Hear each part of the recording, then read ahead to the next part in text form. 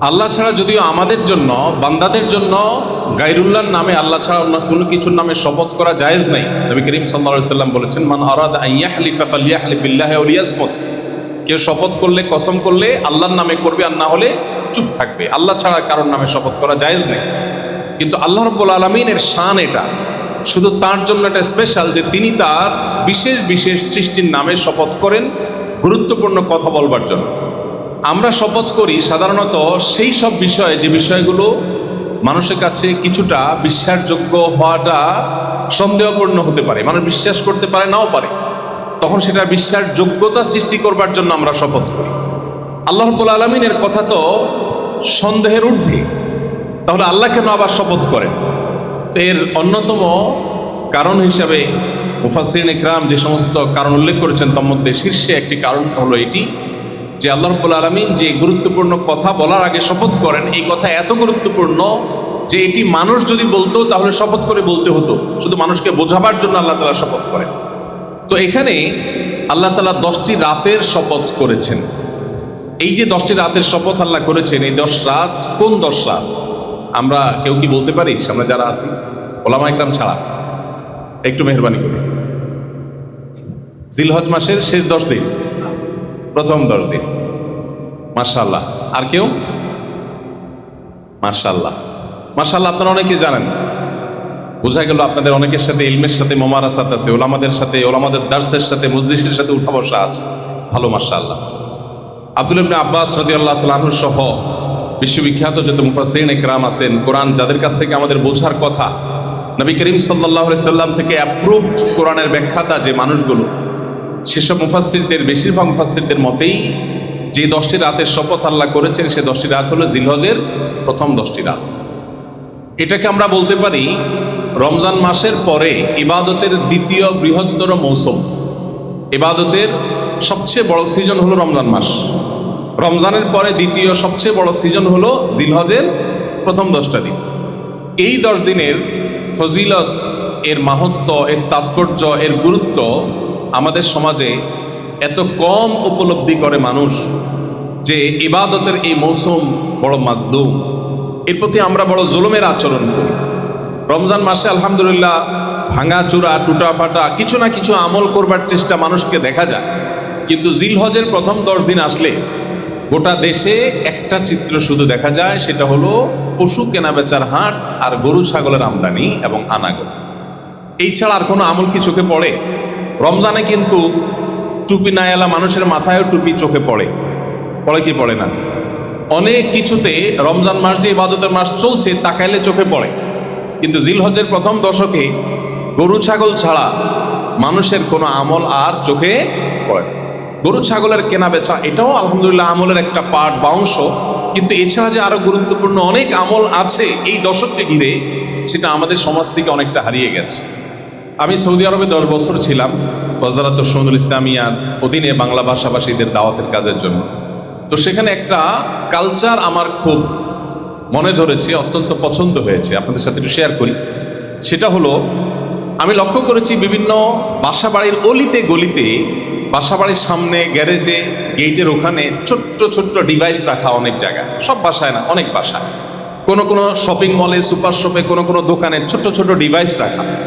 এই ডিভাইসগুলোতে তাকবীর, তাহলিল, তাহমিদ, এই দশকে যেটা বেশি বেশি উচ্চারিত হওয়ার কথা, সেগুলোর অডিও মৃদু ভলিউমে, হালকা ভলিউমে চালু করে রাখা আছে।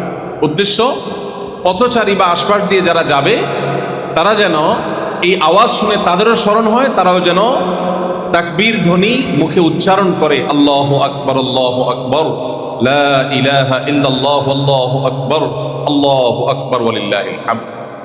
আমার কাছে এই জিনিসটা খুব পছন্দ হয়েছে, কারণ সারা বছর জুড়ে আমল তো করা হয় না।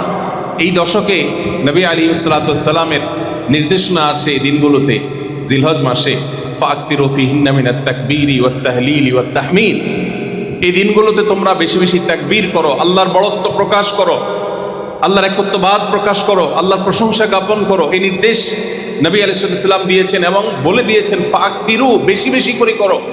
বেশি বেশি তো দূরের কথা, কম কমও আমাদের দ্বারা করা হয়ে ওঠে।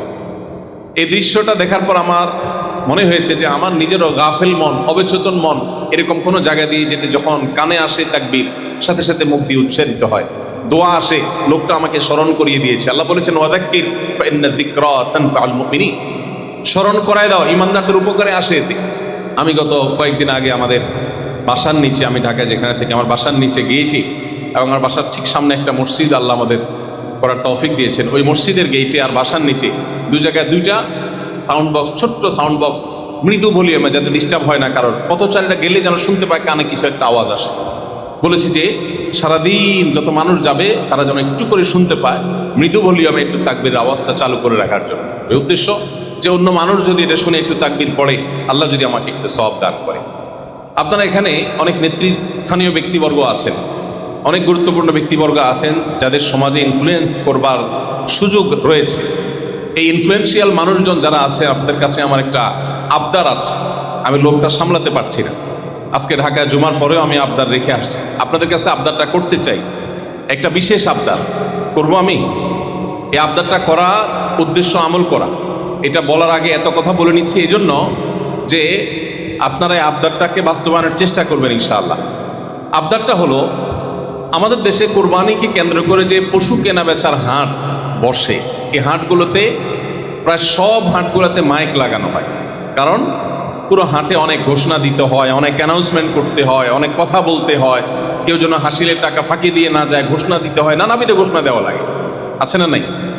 আমি খুব সচেতনভাবে লক্ষ্য করেছি, কোনো কোনো জায়গায় আমার কানে এসেছে যে, মানে আমি নিজে কানে শুনেছি যে এই মাইকগুলোতে ঘোষণার ফাঁকে ফাঁকে বিভিন্ন রকমের গান বাজনা বাজানো হয়। আমি জানি না আপনাদের খুলনা এলাকাতে এরকম কোথাও হয় কিনা, বাট আমি ঢাকায় শুনেছি নিজের কানে। তো আলহামদুলিল্লাহ, ঢাকায় আমি যেখানে শুনেছি, আমি সেখানে সাথে সাথে ওই এলাকায় আমি বসবাস করতাম, ওখানে হাট কর্তৃপক্ষের কাছে আমি গেছি, কয়েকজন ভাইকে সাথে নিয়ে যে তাদেরকে হাতে পায়ে ধরেছি এবং বলেছি যে ইবাদতকে ঘিরে আপনাদের রুটি রুজির ব্যবস্থা হচ্ছে, যেই ইবাদতকে ঘিরে লক্ষ কোটি টাকার লেনদেন বাংলাদেশের জাতীয় অর্থনীতিতে হয়, যেটাকে ঘিরে বাংলাদেশে 2, 3, 4 দশক আগেও ভারতের গরু ছাড়া কোরবানি করা যেত না, দেশীয় গরু দিয়ে কোরবানির চাহিদা পূরণ করা যেত না। কোরবানির এই ইবাদতের বদৌলতে, এই ইবাদতের উসিলায়, ইসলামের এই গুরুত্বপূর্ণ আমলের বদৌলতে বাংলাদেশ আজ পশু প্রতিপালনের স্বয়ংসম্পন্ন হয়েছে। এর অবদান কোরবানির, অন্য কিছুর না। কোরবানি ছাড়া অন্য কোনোভাবে প্রণোদনা দিয়ে কোনো সরকারও বাংলাদেশকে অন্তত পশু পালনে বা আমিষের চাহিদায় স্বয়ংসম্পন্ন করা এটা সম্ভবপর ছিল না। আমরা আমাদের শৈশবে কৈশোরে বাজারে গেলে দেখতাম সাদা সাদা বড় বড় ইন্ডিয়ান গরু ছাড়া বাজার, সয়লাভ, এগুলো ছাড়া বাজার চলে না, কারণ দেশীয় গরু দিয়ে চাহিদা পূরণ করা যেত না। কিন্তু আপনারা লক্ষ্য করেছেন গত বেশ অনেক দিন ধরে, অনেক বছর ধরে ইন্ডিয়ান গরুর দরকার হয় না, আমাদের দেশীয় গরু দিয়ে আমাদের বাজারের চাহিদা পূরণ হয়। আমি প্রত্যন্ত অঞ্চলে আসুন্নাহ ফাউন্ডেশনের মানব সেবার কাজে যাওয়া লাগে। আমি লক্ষ্য করেছি গ্রাম বাংলার একেবারে অসহায় দরিদ্র মানুষজন, অনেক বিধবা নারী, উপায় উপার্জন নাই, ছোট ছোট 2টা বাছুর 2 বছর পালার পর অনায়াসে সেগুলোতে 1.5-2 লাখ টাকা ইনকাম করে তার সংসারটা তিনি চালাতে পারছেন। গত কয়েকদিন আগে আমাদের যে সমস্ত আসুন্নাহ ফাউন্ডেশন থেকে স্বাবলম্বীকরণ প্রজেক্টের আওতায় আমরা যে সহায়তাগুলো করি, এগুলোর আবার আমরা ফলো আপ করি। তো গত কয়েকদিন আগে একটা রিপোর্ট আমাদের কাছে আসলো, আমরা আমাদের সোশ্যাল মিডিয়া, আমাদের ফেসবুক পেজও আমরা প্রচার করেছি যে একজন নারী অসহায়, তাকে একটা বাছুর আমরা দিয়েছিলাম, সম্ভবত 25 বা 30 হাজার টাকা বা এরকম কাছাকাছি হবে, এরকম দামের। তো 2 বছরের মাথায় এখন সেটা বিশাল বড় ষাঁড়ে পরিণত হয়েছে এবং আলহামদুলিল্লাহ সেটা বাজারে প্রায় 1.5 লাখ টাকার কাছাকাছি, 1 থেকে 1.5 লাখ টাকার মাঝামাঝি এটার মূল্য আশা করা যাচ্ছে তিনি পাবেন। তো এরকম হাজারো কৃষক, হাজারো গরিব মানুষের মুখে হাসি ফুটছে, তাদের সংসার চলার ব্যবস্থা হচ্ছে। এই পুরো জিনিসটার ক্রেডিট হলো আল্লাহর এই নির্দেশ, ইসলামের এই বিধান, কোরবানির ইবাদত।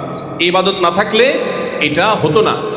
এটা যদি আমরা ধরে রাখতে পারি তাহলে ভারত যেরকম গোশত রপ্তানি করতে পারতেছে, অস্ট্রেলিয়া করতেছে, ব্রাজিল করছে, নিউজিল্যান্ড করছে, বাংলাদেশও একসময় গোশত রপ্তানি করতে পারবে ইনশাআল্লাহ।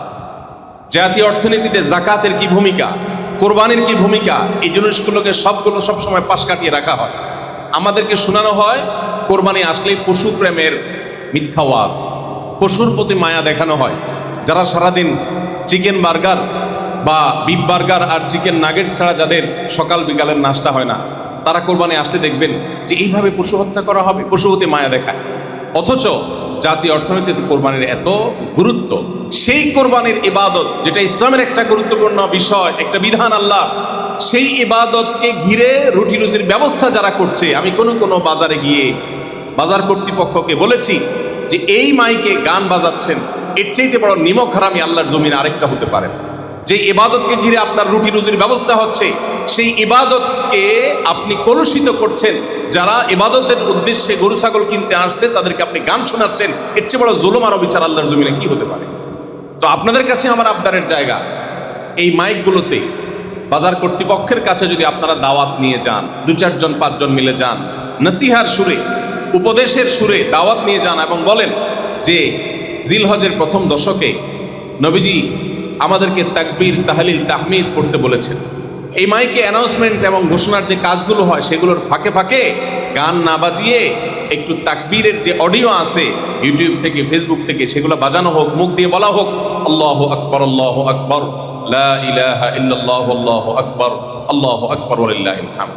তো গরু ছাগলের হাটে, পশুর হাটে মাইকগুলোতে তাকবীর বাজানো অন্তত দিনের ভিতরে 2-4 বার যেন বাজানো হয়। এই জন্য আমরা একটু কাজ করতে পারি না ইনশাআল্লাহ? আপনাদের প্রতি এটা আমার একটা আবদার থাকলো। আমি আলহামদুলিল্লাহ নিজে আমল করেছি বেশ কয়েক বছর আগে। এখন হজের সফরে থাকার কারণে আর এই তৌফিক হয় না, কিন্তু আমি সব জায়গায় যে আহ্বানটা করি যে নবী আলাইহিস সালামের হারিয়ে যাওয়া এই সুন্নতকে আমাদের জিন্দা করা দরকার।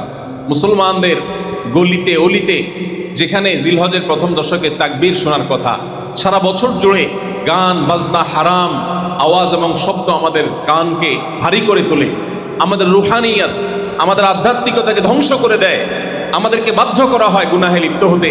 সেখানে জিলহজের প্রথম দশকে যেখানে কোন সাহাবী বাজারে যেতেন শুধুই একটু সরবে তাকবীর পাঠের উদ্দেশ্যে, আল্লাহু আকবার, আল্লাহু আকবার, লা ইলাহা ইল্লাল্লাহ, আল্লাহু আকবার, আল্লাহু আকবার ওয়ালিল্লাহিল হামদ, এই তাকবীরটা একটু জোরে আওয়াজ দিয়ে পড়বেন, এই উদ্দেশ্যে বাজারে যেতেন, কোনো কেনাকাটা না, যাতে করে তার তাকবীর শুনে অন্যরাও তাকবীর বলে উঠে।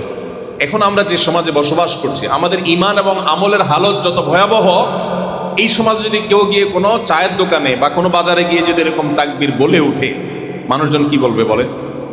বলবে লোকটার কি মাথায় সমস্যা আছে কি? বলা নাই কয় নাই তাকবীর পড়তেছে।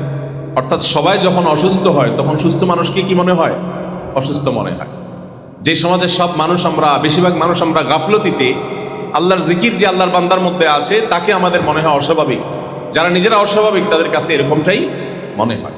মোহতারাম হাজিরিন, এই জন্য জিলহজের এই দশকের আমলগুলোকে আমাদের নতুন করে জিন্দা করার জন্য কাজ করতে হবে, আমাদের চেষ্টা করতে হবে। আল্লাহ আমাদের যে তৌফিক দিয়েছে, আমরা নিজেরা তো আমল করবোই, পাশাপাশি সমাজে এটাকে আমল করাবার জন্য নানাবিধ উদ্যোগ নেব। চেষ্টা করা যাবে তো ইনশাআল্লাহ? আল্লাহ তাআলা আমাদেরকে তৌফিক দান করুন। নবী করিম সাল্লাল্লাহু আলাইহি সাল্লাম বলেছেন, সহিহ বুখারী, মুসলিম সহ বিভিন্ন হাদিসের কিতাবে হাদিসটি বিভিন্নভাবে বর্ণিত হয়েছে। তিনি বলেছেন, মা মিন আইয়ামিন আল আমালুস সালিহু ফিহিন্না আহাব্বু ইলাল্লাহ মিন হাদিহিল আইয়াম। জিলহজের এই দশকে আল্লাহর ইবাদত করলে, নেকামল করলে আল্লাহ যত খুশি হন, অন্য কোন সময়ে অন্য কোন নেকামলে আল্লাহ এত বেশি খুশি হন না। সাহাবায়ে কেরাম জিজ্ঞাসা করলেন, ওয়ালাল জিহাদু ফি সাবিলিল্লাহ, অন্য সময় আল্লাহর রাহে জিহাদ, জীবন বাজি রাখবার মতো কাজ, সেটা যদি কেউ করে সেটাও কি আল্লাহর কাছে বেশি প্রিয় না এটার চাইতে? নবীজি বলেছেন, ওয়ালাল জিহাদু ফি সাবিলিল্লাহ, অন্য সময় আল্লাহর রাহে জিহাদ করেও আল্লাহকে এতটা খুশি করা সম্ভব না জিলহজের 10 দিন নেকামল করে আল্লাহকে যতটা খুশি করা সম্ভব। ইল্লা রাজুলুন খারাজা বিমালিহি ওয়া নাফসিহি, কোন ব্যক্তি নিজের মাল, জীবন এগুলো নিয়ে আল্লাহর রাহে বের হলো, জিহাদে বের হলো, এবং এর কোনো কিছুই সে নিয়ে আসতে পারে নাই, জীবনও আল্লাহর রাহে কোরবান হয়ে গেছে, সম্পদও খরচ হয়ে গেছে, এর কথা ভিন্ন, তার মর্যাদা সবকিছুর ঊর্ধ্বে। কিন্তু সাধারণ জিহাদে মাশগুল হওয়া মানুষের চাইতেও জিলহজের প্রথম দশকের নেকামল আল্লাহর কাছে বেশি প্রিয়। মোহতারাম হাজিরিন, আমরা কজন মানুষ আছি যে জিলহজের এই দশকের ইবাদত এবং নেকামল অন্য সময়ের চাইতে আমরা বিশেষভাবে যত্ন সহকারে করি? গতানুগতিক 2-1টা কাজ ছাড়া আমরা বেশিরভাগ আমলগুলো করে উঠতে পারি না। তো আমরা এই আমলগুলো করার চেষ্টা করবো তো ইনশাআল্লাহ? আল্লাহ আমাদেরকে তৌফিক দান করুন। হাজী সাহেব মাশাআল্লাহ, আল্লাহ তার মুখ দিয়ে তেলাওয়াত করাইছেন সেই আয়াত, যে আয়াত আজকে আমাদের আলোচ্য বিষয়। তো আমরা যদি এখান থেকে একটু নিয়াত করি, হারিয়ে যাওয়া নবী আলাইহিস সালামের এই গুরুত্বপূর্ণ আমলের নির্দেশনাকে আমাদের জীবনে এবং পরিবারে বাস্তবায়ন করব, আমরা যদি নিয়াত করে ফেলি এবং আমরা যদি শুরু করে দেই একটা সময় হয়তো জিন্দা হয়ে যাবে, সমাজে ব্যাপকভাবে প্রচলিত হয়ে যাবে। আল্লাহ তাআলা আমাকে এই আমলকে জিন্দা করবার সওয়াব, মান সান্না সুন্নাতান হাসানাতান ফালাহু আজরুহা ওয়া আজরু মান আমিলা বিহা, কেউ কোনো ভালো আমল, নেক আমলের ধারা যদি কেউ চালু করে দেয়, যত মানুষ পরবর্তীতে করবে আল্লাহ তাআলা এমএলএম পদ্ধতিতে তাকে তার সওয়াব দান করবেন। অতএব আমরা এই আমলটা করার জন্য চেষ্টা করতে পারি তো ইনশাআল্লাহ। সচেতনভাবে আপনি যখন বাসায় ঢুকছেন, সালাম দিয়ে প্রবেশ করেছেন, আপনার বাসার লোকজন বিভিন্ন চিন্তায় মগ্ন আছেন, একটু মৃদু কণ্ঠে তাকবীরটা পড়লেন, উদ্দেশ্য তাদের জন্য স্মরণ হয়। তার আগে একটু আলোচনা করলেন বাসাগুলোতে এখন দিনী আলোচনার হালাকা, তালিম এগুলো উঠে গেছে, বরকত চলে গেছে। বেশিরভাগ প্যারেন্টস এবং অভিভাবক দিন তার সাথে কবর নিয়ে যাচ্ছেন, সন্তানদের মধ্যে রেখে যেতে পারছেন না। হাজী সাহেবের কাছ থেকে আমি প্রায় শুনি ওনার আব্বার কথা, জনাব আকিজউদ্দিন সাহেব, আল্লাহ তাআলা তার প্রতি রহম করুন। উনি ওনার ছেলেদের নামাজের জন্য নাকি ভোরে মার দিতেন, ফজরের জন্য। উনি বলেন যে একদিক থেকে ধরে মায়ের শুরু করতেন, মানে ডাকা শুরু করতেন, না উঠলে পিঠা শুরু করে দিতেন। এক মজলিসে ওনার সব ভাইরা ছিল, তো ওখানে আমার সামনে উনি জিজ্ঞাসা করতেছে একবারে, তুই কতদিন ওযু ছাড়া নামাজ পড়ছিস বাবার মায়ের ভয়ে? মায়ের খেয়ে দৌড় দিয়ে নামাজ দাঁড়াইছে ওযু ছাড়া। এখন ওনাদের সব ভাইগুলো ৫ ওয়াক্ত নামাজি, এবং বেশিরভাগ ভাইগুলো মাশাআল্লাহ দিনকে মহব্বত করার চেষ্টা করে, ওলামাদের মহব্বতের চেষ্টা করে। আমার অবাক লাগে, ভালো মন্দ মিলায় মানুষ, ওনাদের সব কিছু তো আমি জানি না, কিন্তু ভালোটা আমার চোখে পড়তেছে যে বাপ সন্তানদের মধ্যে দিন রেখে যেতে পেরেছেন, এই জায়গায় উনি সফল। অন্য জায়গায় ওনার ব্যর্থতা থাকতে পারে, এই জায়গা তিনি সফল যে তার দিন তার সন্তানদের মধ্যে রেখে যেতে পারছে। কিন্তু আমরা আজকাল বেশিরভাগ মানুষ আমাদের সন্তানদের মধ্যে দিন রেখে যেতে পারছি না। এমন ফিতনা আমাদেরকে ছেয়ে ফেলেছে, ওয়াল্লাহিল আযীম, শত সহস্র অভিভাবকদের কান্না অনবরত আমার কানে আসতে থাকে। অফিসে সিরিয়াল থাকে মানুষের, দেশ বিদেশ থেকে মানুষ আসে, হাহাকার থাকে। দিনের যে চেতনা অন্তরে ধারণ করছি, সন্তানরা সেটা ধারণ করছে না। ভয় হয় আমার দিন আমার সাথে কবরে দাফন হয়ে যাবে, আমার ফ্যামিলিতে পরবর্তীতে দিনকে ধারণ করবার মতো মানুষ হয়তো থাকবে না। মোহতারাম হাজিরিন, এই করুণ পরিণতিতে এমনি এমনি হয়। এক তো বৈশ্বিক নানাবিধ ফিতনার যে ভয়াবহ চ্যালেঞ্জ, আমাদের তরুণ প্রজন্ম, আমাদের টিনেজার, আমাদের শিশু কিশোরদেরকে টার্গেট করে করে তাদের মধ্যকার রুহানিয়তকে ধ্বংস করে তাদেরকে বেঈমান এবং বদ্দীন করবার জন্য হাজারটা আয়োজন আছে। শিক্ষার নামে, সংস্কৃতির নামে, আধুনিকতার নামে, সভ্যতার নামে, কালচারের নামে, নানা নামে আমাদের সন্তানদেরকে ধ্বংস করা হচ্ছে। অ্যাজ এ প্যারেন্ট, অভিভাবক হিসাবে আমরা তাদেরকে বাঁচাবার জন্য সত্যি বলতে আমি তেমন কোনো উদ্যোগ দেখি না, আমার চোখে পড়ে না। আমরা সবাই চাই আমাদের সন্তান থাকুক দুধে ভাতে, এই চাওয়ার দোষের না ভাই। বরং নবী করিম সাল্লাল্লাহু আলাইহি সাল্লামই বলেছেন, তোমার সন্তানকে রিক্ত হস্ত রেখে যাওয়ার চাইতে তাদের জন্য কিছু রেখে যাও। ঠিক আছে, সন্তানকে দুধে ভাতে যেন থাকে সে ব্যবস্থা নেন। ভাইরা আমার, এর চাইতে বড় গুরুত্বপূর্ণ বিষয় হলো আমার সন্তান যেন থাকে ঈমান আমলে। দুধ ভাতের যদি অভাব হয়ও জীবন পার হয়ে যাবে, ঈমান আমলের যদি অভাব তার মধ্যে হয়, ধ্বংস অনিবার্য। মোহতারাম হাজিরিন, জিলহজের প্রথম দশক উপলক্ষে আসেন পরিবারের ছোট ছোট মজলিস করি, একসাথে খাওয়াই তো উঠে গেছে। আলহামদুলিল্লাহ, আমি সংগ্রাম চালাই আমার পরিবারে, সংগ্রাম, যুদ্ধ করার চেষ্টা করি বাচ্চাগুলো যাতে সঠিক পথে থাকে। এরপরে তো হেদায়েতের মালিক আল্লাহ তাআলা। আম্বিয়া আলাইহিস সালামের অনেকের পরিবার হেদায়েতের পথে আসেনি, পরিবারের কোনো কোনো সদস্য আসেনি। আল্লাহ তাআলা হেদায়েত সম্পূর্ণ তার হাতে রেখেছেন, কিন্তু চেষ্টা তো আমরা করব। আমি দিনের একটা সময়, বছরের বেশিরভাগ সময় জুড়ে বাচ্চাদের সাথে খেলাধুলা করি।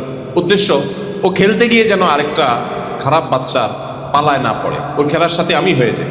1 ঘন্টা বা কায়দা, 1.5 ঘন্টা বা কায়দা তাদের সাথে ব্যাডমিন্টন খেলি, এবং নিয়ম করে প্রতিদিন একটা বেলা অন্তত এক প্লেটে পরিবারের সব সদস্যগুলোকে একসাথে নিয়ে বসে খাই। উদ্দেশ্য যে অন্তত কিছুটা সময় যেন কাছাকাছি থাকে। এখন তো বাপ এক সময় ঢুকছে, ছেলে আরেক সময় ঢুকছে, মা এক সময় ঢুকছে, মেয়ে আরেক সময় ঢুকছে, কারোর কলেজ, কারোর ভার্সিটি, কারোর স্কুল, কারোর সাথে কারোর দেখা নাই, একজনের প্লেট আলাদা, পানি খাওয়ার গ্লাস আলাদা, এক একজন এক এক টাইমে খাচ্ছে, কোনো বন্ডিং নেই।